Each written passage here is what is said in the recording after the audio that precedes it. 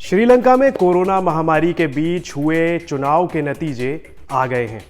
श्रीलंका के मतदाताओं ने एक बार फिर राजपक्षे परिवार पर अपना भरोसा जताया है। श्रीलंका के आम चुनावों में राजपक्षे परिवार की पार्टी श्रीलंका पीपुल्स फ्रंट ने 2/3 बहुमत से जीत हासिल की है। महिंदा राजपक्षे की पार्टी को कुल 225 सीटों में से 145 सीटों पर जीत मिली है। साथ ही 5 सीटें श्रीलंका पीपुल्स फ्रंट की सहयोगी पार्टियों ने जीती हैं।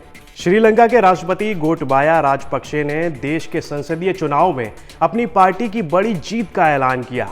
वहीं अब राष्ट्रपति के भाई महिंदा राजपक्षे का एक बार फिर प्रधानमंत्री बनना तय हो गया है। श्रीलंका में SLPP ने 9 महीने पहले राष्ट्रपति चुनाव भी जीता था, जिसके बाद गोटबाया राजपक्षे राष्ट्रपति बने थे। बता दें कि श्रीलंका में बुधवार को मतदान हुआ था, गुरुवार को वोटों की गिनती हुई और शुक्रवार सुबह आधिकारिक तौर पर नतीजों का ऐलान कर दिया गया। नतीजे घोषित होने के बाद प्रधानमंत्री नरेंद्र मोदी ने महिंदा राजपक्षे को जीत पर बधाई दी है।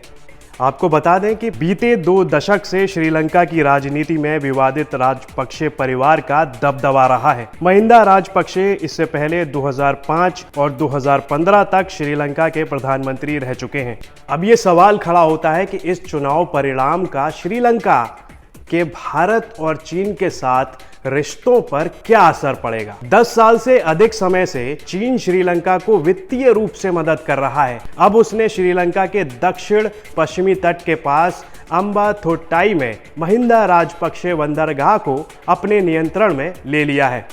इस अधिग्रहण की सामरिक अहमियत है। ये बंदरगाह महिंदा राजपक्षे के कार्यकाल में बनाया गया था। ये बंदरगाह चीनी युद्धपोतों की आवाजाही के लिए हिंद महासागर में बहुत ही सुलभ जगह पर स्थित है, जहां से इन्हें तेल की आपूर्ति हो सकती है। साथ ही चीन ने कोलंबो बंदरगाह को भी विकसित करने में काफी बड़ी भूमिका निभाई है। भारत ने कोलंबो बंदरगाह में ईस्टर्न कंटेनर टर्मिनल बनाने को लेकर श्रीलंका के साथ एक समझौता किया था और उसे हाल ही में श्रीलंका सरकार द्वारा रोक दिया गया है। लेकिन इस तरह की बहुत कम ही परियोजनाओं पर श्रीलंका ने भारत के साथ काम करने में रुचि जाहिर की है। यहां तक कि कोलंबो कंटेनर समझौता भी बहुत लंबे समय बाद हो सका था। मैत्रीपाला सिरिसेना ने भारत के साथ समझौते करने में बहुत दिलचस्पी नहीं दिखाई। साफ है कि चीन का श्रीलंका पर प्रभाव बेहद ज्यादा है।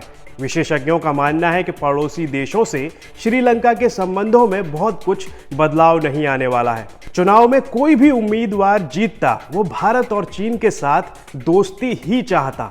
दूसरी तरफ दोनों देश यानी भारत और चीन भी श्रीलंका के साथ काम करना चाहेंगे। दुनिया भर की खबरों के लिए देखते रहिए दुनिया तक। आपको ये वीडियो कैसा लगा, लाइक और कमेंट करके हमें जरूर बताएं।